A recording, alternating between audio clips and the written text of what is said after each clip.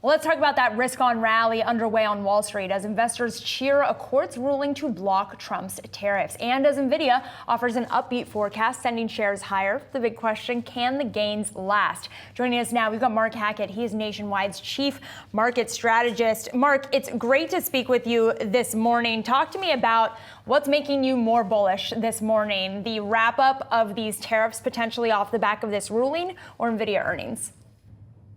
Well, I think both of them are fairly reactive. And, we've seen just this week the intense scrutiny that investors are placing on tariff headlines. We've seen this move back and forth quite a bit over the past 2 months. So obviously that's the bigger macro story if it ends up being what it is. But we also have to keep in mind, there's been a lot of moving parts on the story. Every time we think there's a definitive conclusion, some other news item comes out and changes the story. So if this ends up being what the ruling is, that will be very much of a tailwind for markets. But again, I'm a little skeptical, and I think most of us should be until we see the whites of the eyes. So we're telling investors, you remain informed, but don't be reactive to these types of news. The Nvidia news, I think, is just a reminder of just how much the Mag 7 story remains in our minds. The fact that we talk about tariffs and Nvidia, yet the Fed minutes yesterday had almost no reaction, I think is a sign of just how much the market focus has shifted. How much of the upside that you were mentioning a moment ago on the tariff front that the markets could potentially continue to see as a result of this, how much of that do you think we could still potentially see come to fruition here, especially knowing we're just about 120 points off from that 6,000 level right now?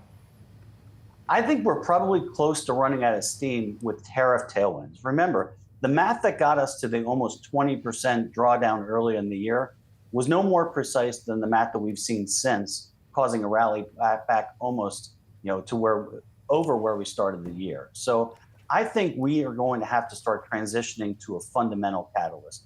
The technical catalyst has been great. It's been nice to see. But at some point, we're sitting at a fairly elevated valuation for the S&P 500, and estimate revisions have been slightly negative, resilient but negative. So I think we're going to start needing to see those revisions stabilize and start moving higher before we can see a next step higher in the bull market. And what gives you confidence in the ability for that to happen going forward? What do you think is the potential catalyst for that?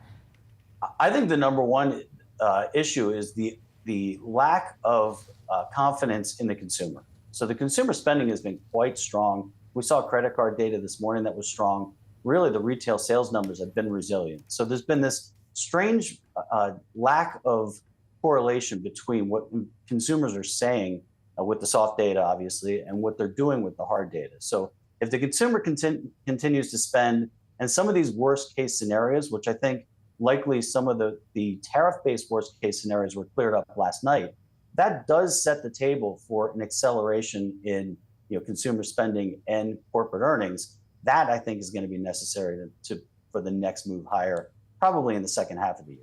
Mark, that's continuously perplexing to me because as I think about more people tapping credit card or swiping credit card in order to spend, then that would also suggest that maybe they're doing that from a point of necessity just to perhaps be able to give themselves a little bit of a bridge to pay things off over time. You talk about people, or at least we've talked about people paying off for their burrito in multiple payments on Klarna. So all of these things considered, what is the true health of the consumer through your assessment and through the lens of corporate America as they're trying to understand where consumers do actually maintain some semblance of strength on the higher income scale versus the mid to lower income groups that are clearly seeing some and feeling some pressure?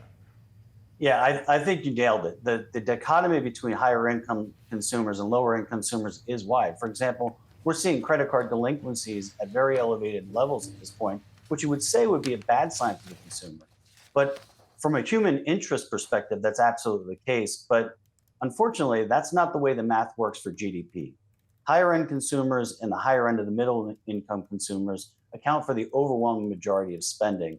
So if that group's spending, it's going to be a tailwind for the economy. Again, that doesn't necessarily mean from a human interest perspective that, for example, inflation and some of the uncertainties that we're seeing is a struggle for the average consumer. That doesn't necessarily work that way with the math.